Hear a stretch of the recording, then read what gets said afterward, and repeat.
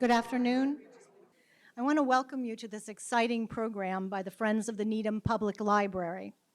I'm Deborah Balin. I'm one of the committee members who is working this particular program from the program committee. And I also want to thank my co-hosts, Faith Chandler, Margaret Pantridge, Janice Bowen, and Mimi Rovner for helping along with me. Before we get started, I want to invite you to our next program, which is Newsflash, Needhamites Revive Local Journalism. And I can put out, you saw the brochure on your seats.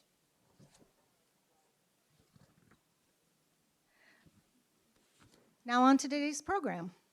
As many of you know, from October 8th to January 15th, the MFA of Boston is doing a special exhibit of John Singer Sargent's work entitled Fashioned by Sargent. The timing of our event with Dr. Fisher is therefore extraordinary.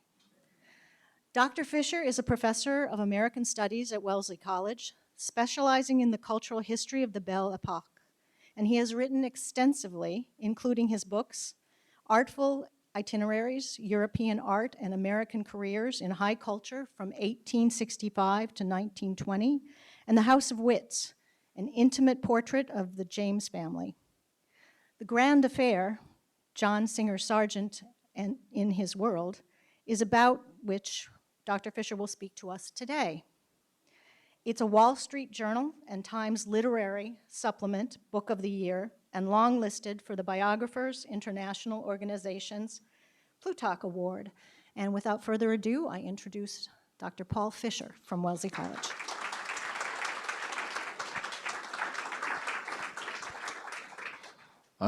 Thank you. Can everyone hear me? Good. We always check in. Thank you, Deborah, and for the committee for inviting me. It's a great way of spending a rainy Sunday afternoon. I feel great being in a library. I sort of grew up in libraries. It's a different story from the one I'm telling you today, but anyone who's a friend of libraries is a friend of mine. So I'm glad to be here. Glad that you're supporting your local library. It's so important. I'm hoping to get to know you a little bit before we start in on some paintings. And one of the first questions I often ask is, how many of you were art history majors in college? A couple of people. How many took at least like one art history course? Quite a few people, a forest of hands here. So my first confession is that I'm not an art historian or an ordinary art historian. I'm a cultural historian, which means that I'm interested in, and a biographer. I'm interested in how art comes out of society and how art is related to society. Here's a question. How many of you are Sargent fans? Forest of hands. Believe me, I've met a lot of them since I've been working on this book, and that's a really great thing. So many people love Sargent because of the extraordinary experiences you have with Sargent paintings, and that's one of the motivations I had for writing a book like this. Here's another question. How many people have been to the MFA exhibit so far?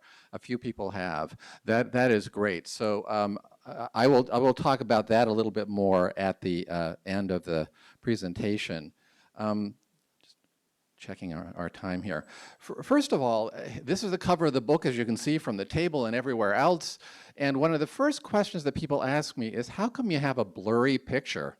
Couldn't you have found one that was in focus? And in fact, the Gardner Museum, where this photograph resides, does have some clearer photographs. But what we were trying to suggest with this is Sargent is somebody who's hard to pin down, who's a bit of an enigma. And in my book, I have a lot of insights, I hope, and theories about him. But the fact that he's an enigma is one of the reasons why I think he's an interesting painter. And here's one of his enigmatic works that many of you know well and have seen in the recent or in the current exhibition if you've been over there. Usually lives in New York, now living in Boston temporarily. This is Madame X. One of the things that my students have a hard time figuring out is why this is such a scandalous picture. in 1884 when it's displayed at the Salon. For them, this is hardly scandalous. They come up with the idea that there's décolletage, that she's showing a certain amount of skin. They can't quite conceive of the more complicated reasons there might be for something like this. Well, as many of you know, the woman depicted is an American. Her name is Emily Gautreau, and she's a Louisiana-born Paris socialite. She's married to a banker. And this painting made a big stir in 1884. There's also a book all about this by Deborah Davis that some of you may have read called Strapless, that really it focuses on this particular painting. I was originally not going to write very much about this painting. I think I came up with about 3 chapters because it's really very interesting. Well, there are so many reasons why it's a scandal. Her moon glow pale skin, her attitude, the pose, she's striking an attitude here, how well known she was in the Paris papers, and how notorious she was as an adulteress. And here's why it was even more notorious, is because this is how the painting originally looked. With the strap falling off the shoulder. And it makes a huge difference to the painting. It looks like she's kind of climbing out of her dress, which apparently she did not infrequently. So, because you want to see the strap coming down, because that helps us understand, again, why this is so scandalous.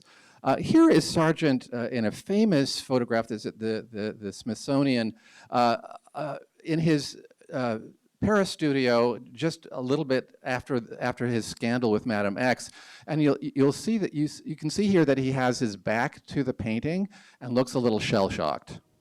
In fact, he's looking at a much smaller painting that I'll show you in a minute, which is of his young sister, that is giving him some comfort.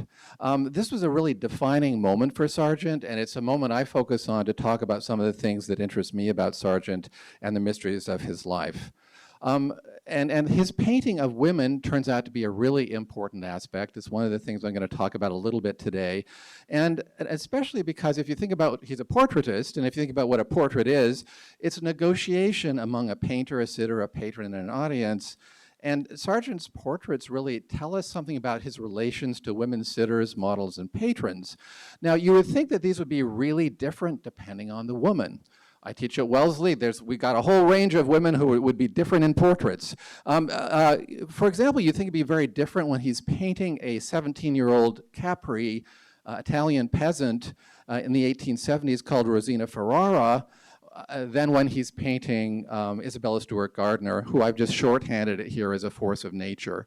So, but what's interesting is again, paintings are interactive in a way that I think people don't often realize, and models can be very important. And there's less difference than you might suppose, because, for example, Rosina Ferrara turns out to have a lot of oomph, too. She was a popular model on the island of Capri during this time. She ended up marrying an American artist, moving to Scarsdale, and becoming becoming a matron of the arts. So, you know, again, it's surprising the sort of stories that are behind these paintings and the kind of very interesting women who are there. What we're sort of talking about with Sargent's paintings of women is gendered painter-model relations. And in Sargent's era, these were pretty strongly defined. This is an Edward Hopper image from the early 20th century that shows what people often thought of as the relation between painters and women models. We have a male artist sort of gazing on and translating a woman who seems to be kind of an object. By the way, this looks like a black and white photograph, but in fact, Hopper painted it in black and white. That's how fundamental he sort of thought it was to what happened in a lot of studios. But Sargent has a very different sort of point of view, and to see this, I've paired this is, by the way, the little painting of his sister that he was looking at in the studio we saw a minute ago, and I've paired it with an image by a friend of his, Frank Millett, from the same year called A Cozy Corner. And when I have my students compare this, they kind of get to the bottom of it pretty quickly. These are both of women reading books, but Millett's painting is a very posed style, cottage-styled as cottagey image where, when was the last time you read a book like that? Sort of leaning in a window with sort of, it's really a sort of artificial version in which the whole point of the woman is to be an object. With Sargent's sister, though, she's reading a book the way that people actually read their library books that they get in Needham, which is they take them home and she's eating an apple, she's kind of leaning across there, she's absorbed in the book, she's in a modern Paris room, and she's a contemporary woman who has her own young woman who has her own thoughts and her own ideas. And Sargent captures this in a way that a lot of his contemporaries do not. Let me give you another. Before I give you another example, let's do a sort of close-up.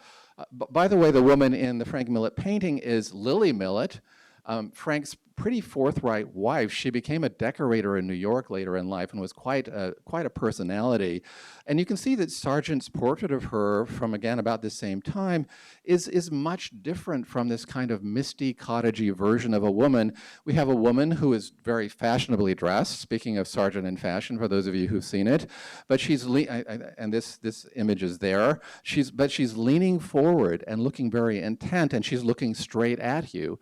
Sargent's vision of women, or his cooperation in creating these images of women, is so different from his contemporaries. Here's another example. Here's Sargent's Madame Ramon Subercaseau, who was a Chilean diplomat's wife, and paired with Whistler's Symphony in White No. 2, The Little White Girl. Now, let's start with Whistler's image. We have a woman who, again, is conscious of being looked at as an object. She's kind of paired with luxury items, vases and fans and flowers, and she's kind of looking indirectly into this mirror. She looks pretty passive. And by the way, this is Joanna Hiffernan, who is Whistler's mistress and his business manager. Does this image say business manager to you? It doesn't say that to me. Where Sargent is painting his own version of a sort of very, beautiful young woman, but you'll notice that her hands are dragging off the piano because she was a musician. She and Sargent had lots of conversations about music, and Sargent appreciated that she was an artist, and she's, again, very beautifully, very fashionably dressed, near luxury objects, but she looks like somebody who actually has her own life and her own opinions, and Sargent was able to capture that kind of thing for, I think, all kinds of complicated reasons. So we can ask the question, is Sargent painting powerful women just kind of by choice? He liked powerful women. His mother was one such. He'd been raised by a woman who had her own ideas. Or is he empowering women? And it's a complicated story, but I can tell you that Sargent would not have had the same career had he not tapped in to all the changes that were happening for women during this time. This is women getting out of the house, traveling, getting educations and professions. His mother was this kind of woman, and this was the kind of woman that Sargent wanted to paint. Sargent also was interested in some pretty transgressive exoticism where women were concerned. For example, here's his wonderful painting, El Jaleo from 1882. Many of you know it because it's at the Gardner Museum, lit by footlights in the Gardner Museum. Isabella Stewart Gardner loved this painting and basically plotted and planned for years to get it into the Gardner Museum. And it was, not everybody in Boston liked this kind of stuff, but around the world, it was the era of Carmen, and I've given you an image of Carmen from the opera, and that's the kind of, again, stagey, transgressive woman that Sargent often wanted to portray. Here's another version of that kind of a woman, and this is Carmencita, who was a explosive stage dancer actress who happened in Paris in 1889, and Sargent met her there, and then she came to New York in 1890 and made a huge career for herself. Other American painters in New York did images of her, including William Merritt Chase's version of Carmencita, which is in the Metropolitan Museum. Sargent's own version is just fantastic, I think. It's in the current show, and in fact, her dress is in the current show. You can see it right next to the painting.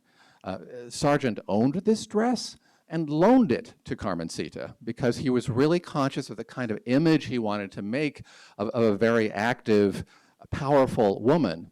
And partly, one thing to note too is that Carmencita, though she did sort of Romani dancing, Gitana dancing, was in fact not from that background. She was a French professor's daughter who made a whole career for herself out of just being kind of exotic.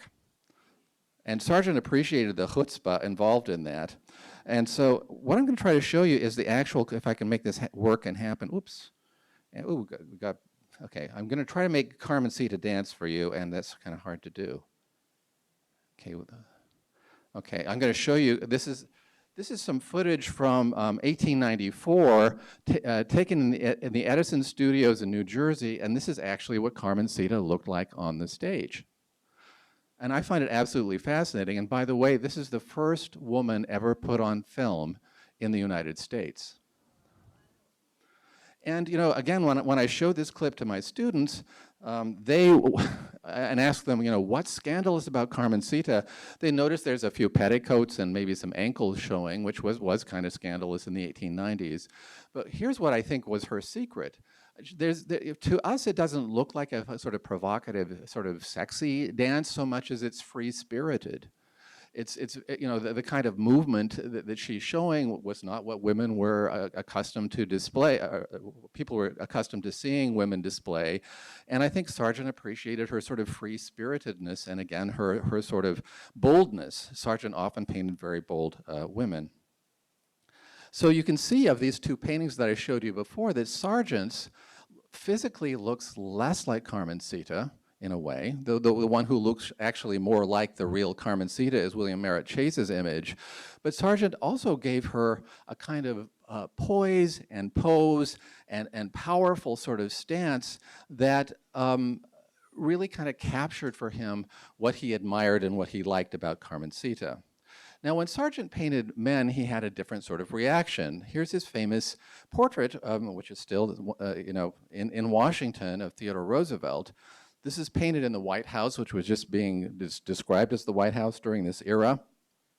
And Sargent really hated the experience of painting this portrait because TR was not his kind of man. Sargent was a cultivated cosmopolitan man who had spent almost all of his life in Europe. He was born in Florence and didn't even visit the United States until he was 20 years old. And he had not met the kind of sort of hyper-masculine alpha male, or put-on alpha male that TR was. And this is what he later said. He felt like a rabbit in the presence of a boa constrictor. And so we can see that Sargent's relation to both sort of femininity and masculinity is kind of complicated. And here's the kind of image that he more often painted. This is his Dr. Posey at home, which is a very sort of different view of what a man could look like. This one is in the current exhibition too, and if you got the audio guide, you got to hear me discourse on this, because this is one of my favorite paintings, and to me it shows a lot of what Sargent does with his sitters. This is a very provocative image. It's a boudoir image of a man who's wearing stuff that's associated with the indoors, with sort of women's spaces, with sort of sexuality. He's got frilled, speaking of fashioned by Sargent, frilled collar and cuffs, and a kind of transgressive femininity. If you see this painting up close, they're almost like tears in his eyes. This is a very sort of feminized guy. And he was this kind of person. He was Madame X's lover, but he also just sort of circulated in Paris, flirting with everybody who would take the time to flirt with him. And a mutual friend called Robert de Montesquieu said, "I never met a man of such seductiveness, of which he gave me incomparable proofs." And this is what Dr. Posey looked like when he went out on the town in Paris. He was wearing the sort of standard clothing of a frock coat and a top hat, basically, Third Republic toggery. But again, the way that Sargent chose to show him was in a provocative kind of private setting, and as somebody who was much more sort of complicated. And people reacted badly to this painting. I actually went out on a limb in the audio guide and said this is actually even a more scandalous painting than Madame X, though people didn't realize that at the time. Sargent didn't show it in Paris, where it would have been pretty explosive. He showed it in Brussels, where they said it was a complete sample of bad taste dear to certain youths of the French school. And his friend Vernon Lee said it had an insolent kind of magnificence, which I think is a good way of describing that painting. Now, when Sargent sort of depicted himself, here are two of his three oil self-portraits. There are very interesting things going on, or not going on. In his self-portrait from 1886, there is a kind of sensitivity. He looks a little bit like an artist and looks like somebody who might, have the complications we sometimes think of as being artistic. In his self-portrait from 1906, however, which was for a gallery of honor at the Uffizi, he looks much more sort of sober, respectable, conventional, though he is quite an unconventional person. And people basically say about this portrait that he looks like a banker. And that he looks like a banker who's not going to give you the loan. So there's a big difference between Sargent's private versus his public work, which is something I talk about quite a bit in the book. And in Sargent's private life, there's a lot of stuff going on, and he has a pretty unconventional gaze if we're thinking again about how he relates to models and how he looks at models. Here are a couple of models who are really important. And by the way, art historians weren't that interested in models before about 10 or 20 years ago. They sort of saw them as objects that an artist would just kind of use. But they're now seen as much more sort of interactive. The creation of a painting is seen as much more interactive. The first model is Albert de Belleroche, who is a young artist that Sargent knew in Paris. The second one is a new model that he painted in Boston that I'll talk more about later on, whose name is Thomas McKeller, and who's black. Again, these models tell us a lot about Sargent that we might not have known. Here's one of the many complicated things that goes on here. There are some secret sources of Madame X that people didn't know about until the year 2000, when an art historian called Dorothy Moss discovered that a sketch in the Yale Art Gallery really matched pretty closely another painting of Madame Gautreau. It's called Madame Gautreau Drinking a Toast, which is again at the Gardner Museum. And the fact that the head of the man and the head of the woman are so exactly related, again, shows us something really complicated about Sargent's personal life and his studio work. And to me, this is a really telling piece. Here again is Albert de Belleroche. You'll notice that there's a little tear down the middle of this. There's a whole story here about how the two of them, who spent a lot of time in the studio together, had a somewhat stormy relationship, and this watercolor sketch was ripped in half and then put back together again. So there's kind of some stormy things going on. Now, so many of Sargent's images of men from this time, and especially from the 1890s, are again full of the sort of gender and sexual complications that were really emerging at the time. On the left, we have Léon Delafosse, who is a friend of Proust's, and on the right, we have W. Graham Robertson, who's also in the show, who's the current show at the MFA, who's a friend of Oscar Wilde's. And one of the sort of signals that these people are kind of sexually complicated is the arm akimbo. Sargent got this from one of his admired painting masters, that's Velázquez. So in a way, it's a kind of aristocratic gesture, but it's also a kind of coded gesture from the time, as we can see from images of Oscar Wilde from 1882 and 1895, where he also has an arm akimbo, a hand on a hip. And there's a whole gestural language at the time that sort of talks about people's sexual complications that Sargent knew about and that a lot of people at the time knew about. Going back to models again, there was a recent show, I'm just curious, even though it's dark, did anyone see Boston's Apollo? I see at least one hand of somebody who saw this show. It was at the Gardner Museum in 2020, and it was the first exhibition to treat Sargent's black model, Thomas McKeller, and his relation to the painter. And this all happened in Boston, by the way, and I'm going to give you a quick version of this story. I was the first person ever to do a biography of this model. No one had cared before. No one thought that this person was important. But a lot of people contributed to this particular exhibition, which happened, if you look at the date, 2020, Isn't that etched in your mind for all kinds of ways? Because this opened up, we had a gala thing going on here, and then the pandemic came a month later and the whole thing closed down. After the pandemic got a little bit better, this opened up again. But this, I was really proud to be involved in this because we had a whole bunch of different scholars doing different aspects of this and trying to unpack this very complicated relationship. So Sargent met McKeller at, some of you are going to recognize this image. Do you recognize the image of the Vendôme? In Commonwealth Avenue, since we have a local audience, you've probably seen it many times. It's now a set of condominiums, I believe. It was the hotel where Sargent often stayed. He had grown up traveling everywhere with his mother, with his parents, all over Europe. He lived in hotels. He grew up in hotels. So when he came to Boston to do the Boston Public Library decorations, murals, he would still stay in hotels, and this is one of the hotels where he stayed. And in this hotel, he met a guy who was an elevator operator, basically a bellhop. This is not obviously a picture of McKeller, who was black, but it's the kind of uniform that McKeller would have been wearing at the time. And he basically asked this guy to model for him. And what the project was the rotunda of the Museum of Fine Arts. If you know, you come in that main entrance from Huntington Avenue, you go up a set of stairs, and there's that beautifully lit rotunda. And you can see in the inset there that there are all kinds of decorations and images that Sargent made. And they are representing the arts.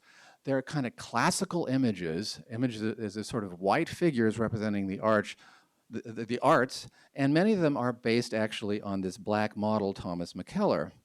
Now, this isn't the same pose, obviously, but I've paired a sketch of Thomas McKeller, a sort of studio sketch, with one of the decorations from the rotunda. And you'll see, in fact, I find this particular image really very moving because in one of the few scraps of the actual language of McKeller that we have, Thomas McKeller said, "Atlas with the world on his shoulders, that was my body."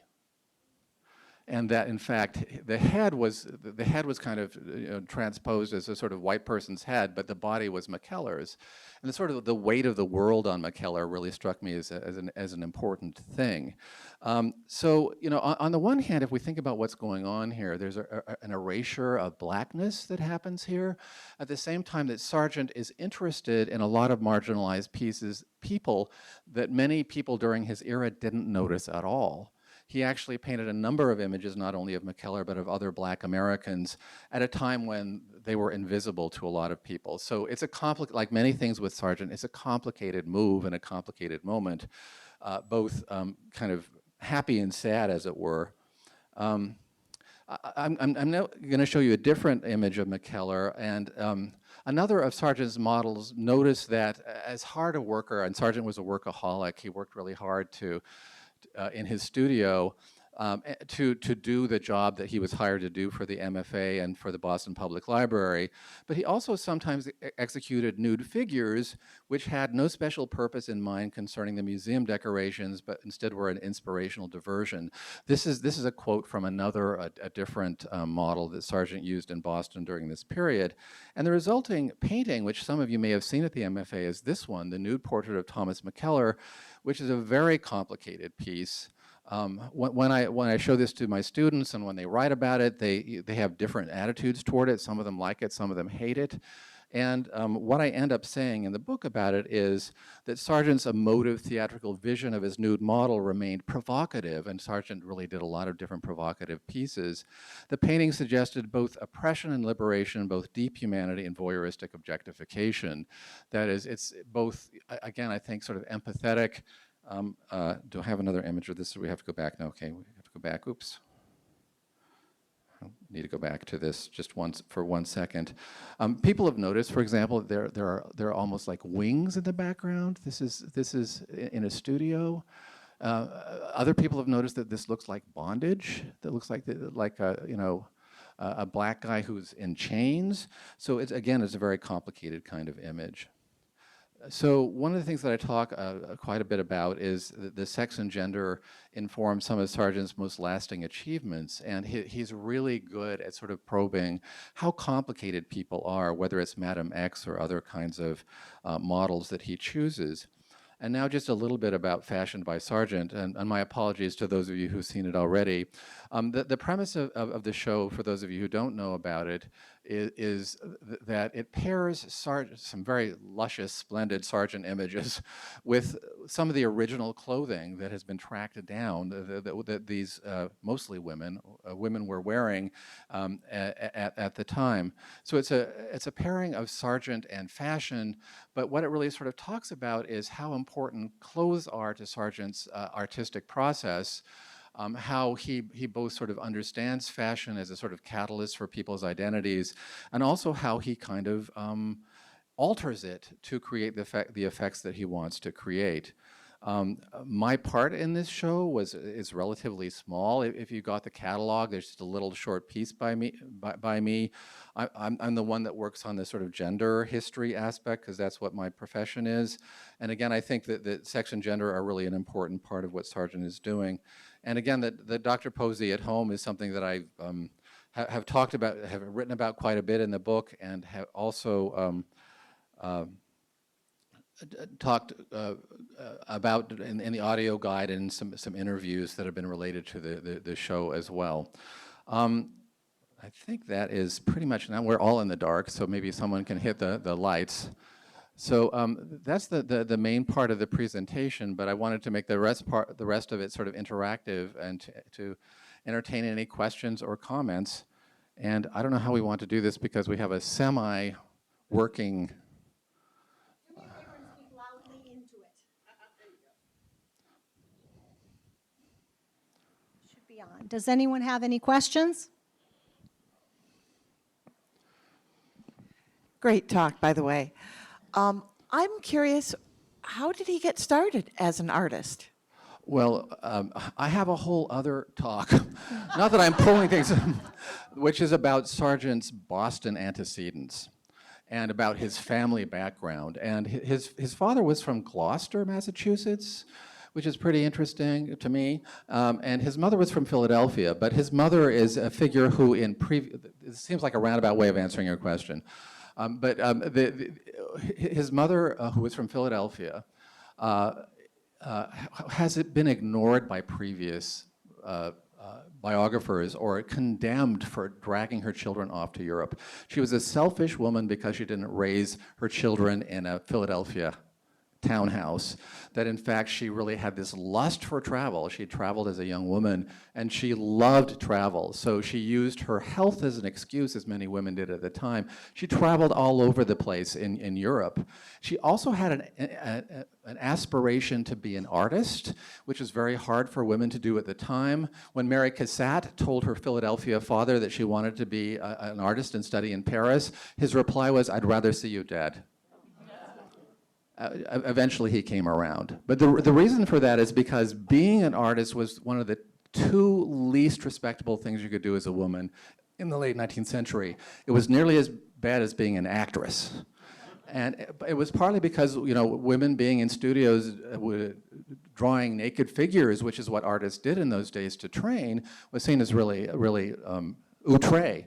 So Mary Sargent wanted to be an artist, and everywhere she went in Europe, she dragged her children along on sketching exhibitions. They would go out every day, and her one rule is that they had to complete a sketch during that day. And so Sargent's sisters also did this. Sargent's sister Emily was a watercolorist. There was a recent exhibition of her paintings in the Cape Ann Museum in Gloucester.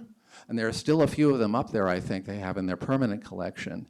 So to me, Sargent's mother was really big as an inspiration for Sargent and for why he even got started, because her desire to be an artist turned her son into an artist. Sargent's father was less sure that this was a great career for his son. He thought maybe the Navy would be better. But in fact, you know, he was quite supportive of Sargent's desire eventually, and Sargent was enormously successful for an artist of his time. But again, I think a lot of it was the immersion in Europe that his mother gave him really gave him a whole sensibility that helps us understand why his art is so magical and wonderful.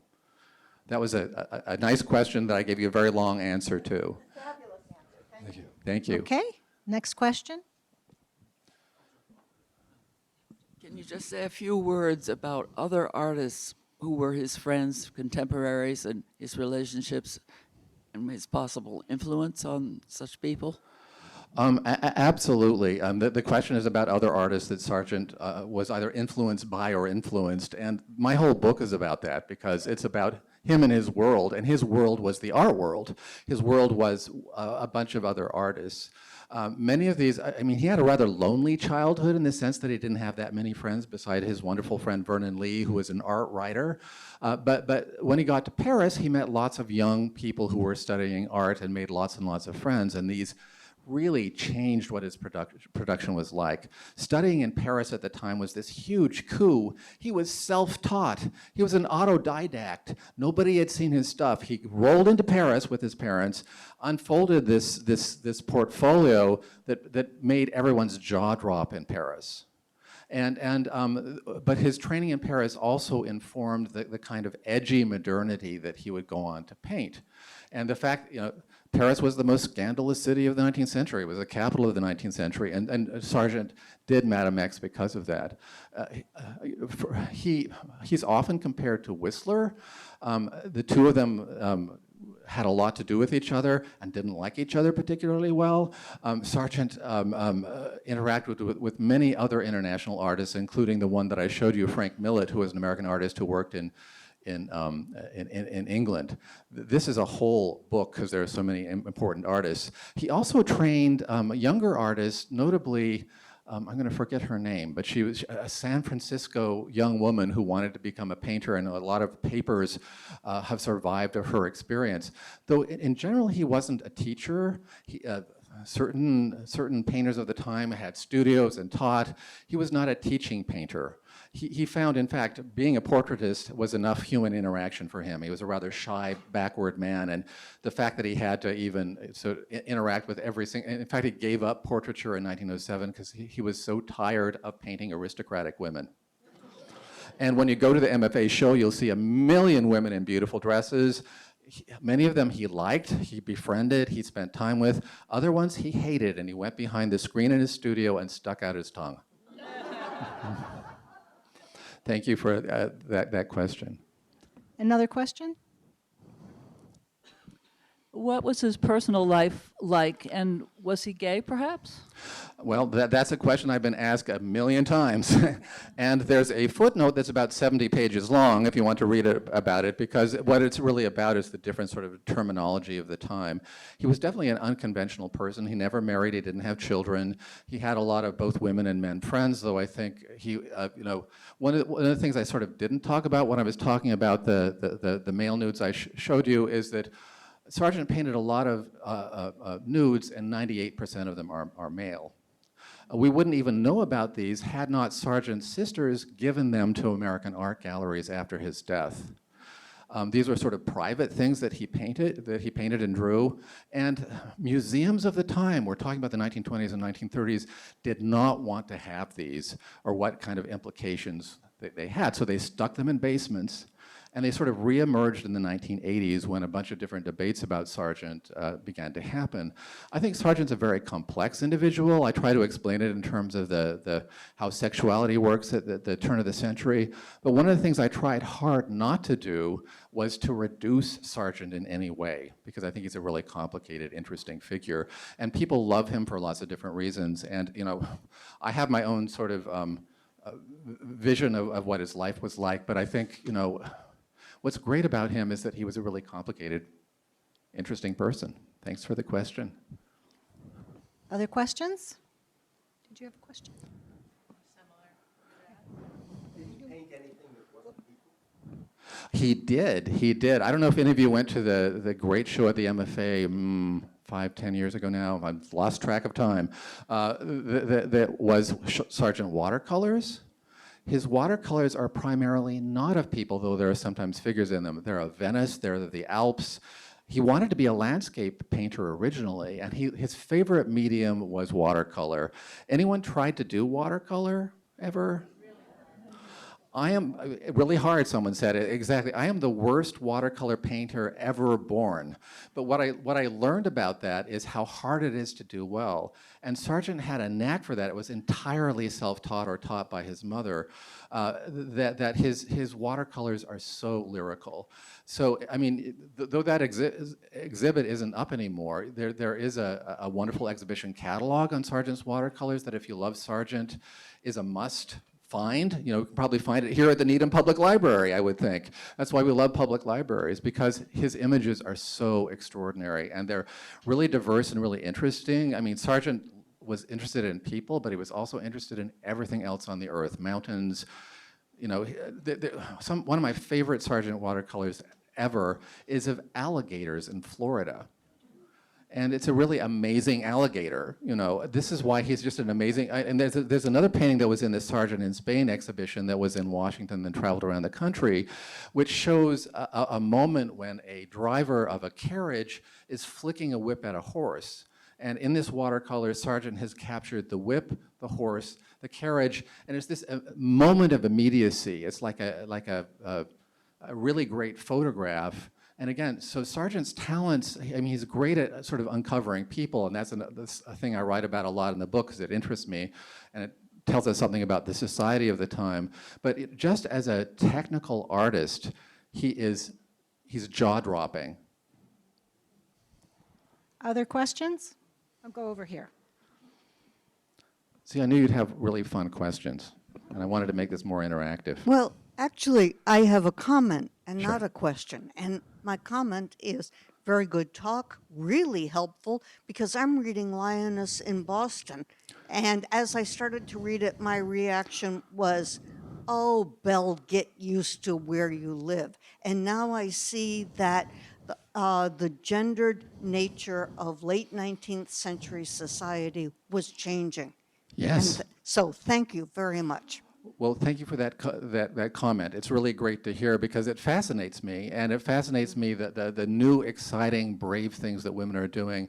And one of my arguments is that Sargent piggybacked on some of the kind of energy that women had at the time. That's why his scandalous images of women like Madame X are so compelling, is because he really understood that women were doing new things and different things. Other questions? I'm going to go in the back for a second. So Deborah is going to handle the microphone, but I'm so glad there are questions because, again, I teach interactively. I have to because I teach at Wellesley. They would not let me lecture at them. You said that he was he did like edgy modernity. So I'm curious if he was associated with a particular school of art. What a great question. I love that question because Sargent, again, is an enigma. He's on the edge of being an impressionist. Some of his friends are impressionists. You were asking earlier about his friends. He was friends with Claude Monet, among others. And you know, he didn't, the only American who exhibited with the Impressionists was Mary Cassatt, about whom I've also written and talked, and I think is a fascinating painter.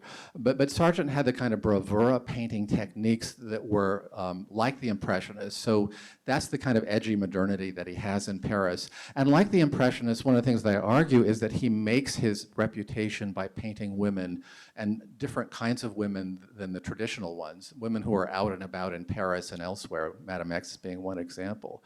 So we can't call him an Impressionist. I mean, for a long time, Sargent had the reputation because he was the portraitist of record for the Anglo-American elite. He painted Vanderbilts, he painted aristocrats, he painted Consuelo Vanderbilt, who is the Duchess of Marlborough, and everyone thought of him as just a slick society painter by the time he died. And he really was so much more than that and so much more interesting than that. So when people are putting him in a sort of box, that's the box that sometimes they put him into.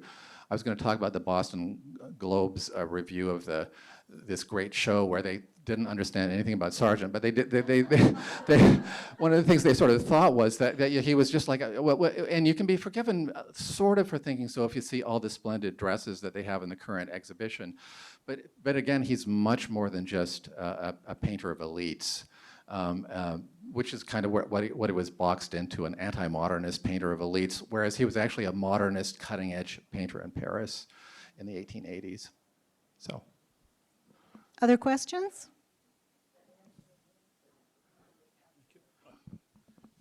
So many of us here in the audience have gray hair. I wonder if you could comment on how your students respond to your discussions and teaching of Sargent at college. Well, I think one of the things that's implied by that question is because people have been around the block, you've gotten to know Sargent over the years, and you've gotten to sort of know what a great painter Sargent is. My students have never heard of Sargent. They never heard of him before. And so I kind of have to bring Sargent in front of them. And once they start hearing about how interesting he is, both sort of artistically and socially, they get really interested. I've sent battalions of students down to the current exhibition. So, one of the things that I think is a pity is that it's much harder to, you can tell I'm sort of a modernizer, and the MFA kind of has used me as their modern person because I'm a historian of gender and sexuality. But I don't think that side of Sargent is made up at all. I think there's some very, very complicated, very modern things, as well as some beautiful kind of traditional stuff in Sargent as well. So there were a couple of questions up front. Okay. Back up front? No one else in the back? Okay. I'm getting my steps in.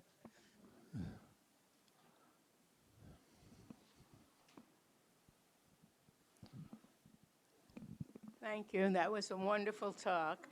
I'm just curious, when you're doing your personal research, like, how do you find out the behind-the-scenes story?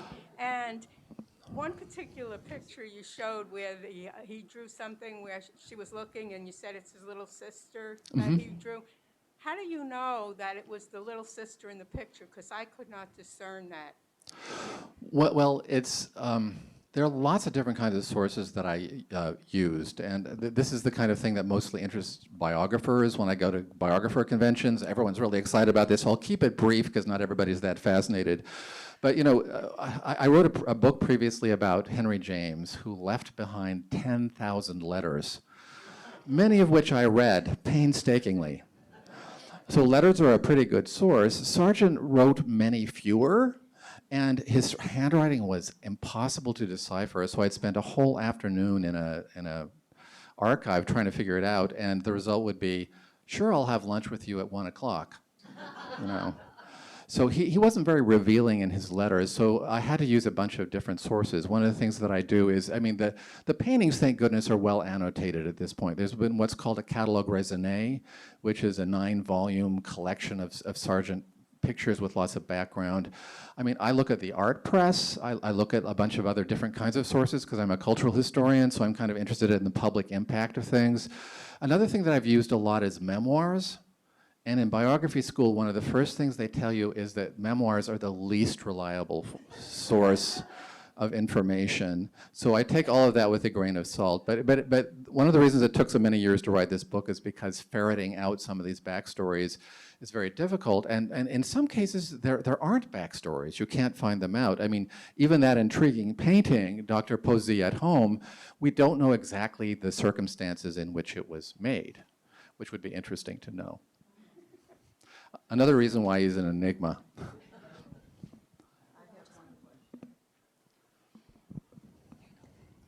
Can you talk a little bit about his use of light and white? I'm sorry? Can you talk a little bit about his use of light and white? White. Black, well, one of the things that have you been to the exhibition? Because you will love this in the exhibition, because there are whole rooms full of that are kind of designed according to his painterly techniques. In the 1880s, one of the hot things to do, and Mary Cassatt did this too, was what's called white-on-white painting, where the whole composition is almost white, but it has different sort of tonalities. And so you have to be a really good painter to do that. And also with black, something similar. So there are some black-themed and white-themed paintings that Sargent was, again, his bravura kind of inspirational way of painting was being able to do these things. And of the paintings I showed you, the only one that kind of relates to that really strongly was the Dr. Posey, which was red on red, another kind of thing that was fashionable but more daring. So one of the things that I love about Sargent that I also try to represent in my book is what an amazing painter he is and what amazing techniques. He learned from a guy called Carolus Duran in Paris, who was a kind of offbeat painter and who taught him all kinds of techniques that I kind of unfold in the book about how to start with the medium tones and then work to the darker and the lighter tones. And there were a lot of theories in the 19th century about how you should do a painting. John Ruskin had plenty of theories about drawing. And what's interesting about Sargent is Sargent mastered a lot of these techniques, and he was self-taught. Eventually, he went to Paris, and he went to the École des Beaux-Arts, which was the most prestigious art academy in the world at the time, and learned a lot of other techniques. But again, he was an instinctive, natural artist. We love that in the United States anyway. It's sort of an American thing to be this, this artist who has kind of taught himself to, and he's a genius who taught himself. And that's a thing that I spent a lot of time talking about, because until he was 20 years old, he barely even had a painting instructor. He had one a little bit in the Alps now and then, and his father wasn't sure he was going to turn into a painter, and so anyway. But he was just such a natural painter. He could just sit down and look at anything and sort of see into the depths of it. So, and white on white his black and white paintings are also this kind of virtuosity, which when you see these 19th century women's fashion is really elaborate. I'm not a fashion historian, it gives me a headache. But when you see these incredible kind of confections of gowns next to Sargent's version of them, what's amazing to me is how lyrical, and he sort of simplifies the fashion and makes it immortal as opposed to dowdy Victorian. So that was one of his many gifts. Other questions? I have a second question for you. Sure. Was he deliberately enigmatic? I think he had to be. For various sort of personal reasons, I think he had to be. But another way of putting it is that he was, the way that I describe it in the book is that he had warring instincts. On the one hand, he was a very respectable, quiet, hardworking man who was very shy. People could hardly get a word out of him sometimes. He spent a lot of time by himself, again, being an autodidact. And then he would paint these scandalous pieces that would bring the opprobrium of the world down on him. He almost gave up painting with Madame X because it was such a huge scandal. So on the one hand, he was this very provocative painter, and he was this very sort of quiet person. So he had these warring instincts all the time, and that's, for me, what makes him really interesting and makes him enigmatic, because I guess all of us are made of those kinds of warring instincts. We have, complicated things going on, and that's one of the reasons why I think we can relate to Sargent paintings that give us such a beautiful vision of how complex and interesting people are. Hang on.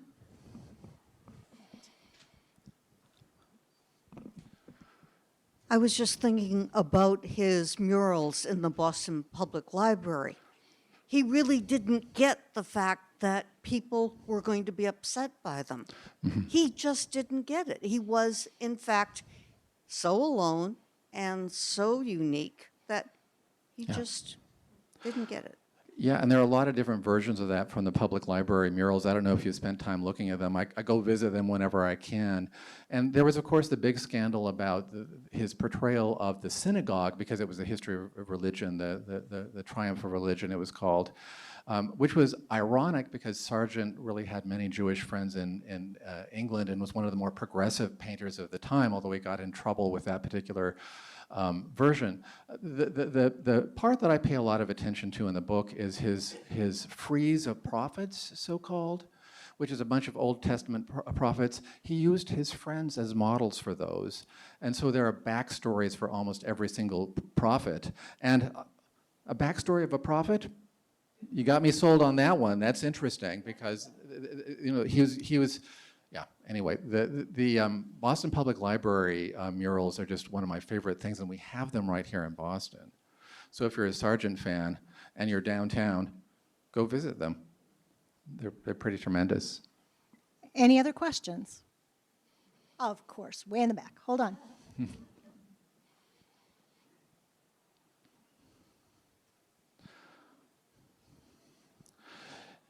Is the drive into Boston as arduous from Needham as it is from where I live? Yeah. Take the train. Sargent had to make his living with commissions. So, in the context of other painters who had to do the same, wasn't it important for him to cultivate a certain sort of, shall I say, subdued image? Or were other painters given license to be more flamboyant? I mean, I don't know but exactly what the milieu was of that era in terms of marketing yourself as a painter. Well, Sargent's marketing was brilliant. I'll repeat the question. The question is about, when he took on commissions, because most of portraiture is by commission, was it in his interest to be sort of calm and reassuring, or did he do something else to promote his work? One of the things he had to contend with was a big, rich art scene in Paris, and he displayed at the Salon, the yearly big art show, and one of the things I describe in the book is how crowded the Salon is, floor to ceiling. And if you got skied, that is, if your thing was way at the top, no one would ever notice what you had painted. So one of his strategies when he was in Paris was to paint provocative pieces that would then advertise him as a painter, so that if your painting got talked about, even if negatively, as with Madame X, you could get more sort of business that way. So in Sargent's case, one of the reasons he was provocative was just for marketing. He really, really wanted to get noticed at the Salon in order to get clients, first in Paris and later in London, New York, and Boston. And so it was in your interest to sort of attract attention. So he was very modern in the sense of knowing how to kind of make things go viral. It's the viral thing. And he did the 1880s version of this. At the same time, he had to be careful not to be too outre, or people wouldn't want to be painted by him. In fact, his friend Vernon Lee said that on the one hand, he had the knack of, this is Henry James who said this, who said he had the knack of knowing how a contemporary lady wanted to look for posterity. So he knew how to sort of flatter and make them really beautiful. And by the way, when you go to the MFA, you see all these incredibly beautiful women. See their photographs, they're not quite as beautiful. Sargent really did a great job with them. So I mean, he was a reliable portraitist in that way. At the same time that sometimes he kind of stepped over the line, because it was a fine line he was walking, and made them look too nervous. And his friend Vernon Lee said, he's gotten in the way of making them all look really nervous. And by the way, the word nervous in the 19th century is code for all kinds of things that you don't want to be associated with. Mental illness, homosexuality, other kinds of things are seen as sort of illnesses of the nerves. And so again, he's got the warring instincts as a portraitist. He wants to sort of paint very dynamic, provocative pieces at the same time that he has to please a relatively conservative clientele. And the kinds of people who can afford paintings are certainly not like me. I couldn't afford a Sargent portrait. but again, it's one of the things that I think enhances his complexity. So it's a great question to ask, because one of the things that I don't do is look at him as just a sort of genius working on his own. He's doing it in conjunction with society and with the trends of society, and he has to think about his market. And he finds that both exhilarating and eventually really awful, because he got tired of people saying to him, as he put it, that there's always something just a little bit wrong about the mouth. So that you don't always please your clients the way that you kind of had to if you were a portraitist. Any other questions? And I hope you'll join me in thanking Professor Fisher for a wonderful talk. Thank you.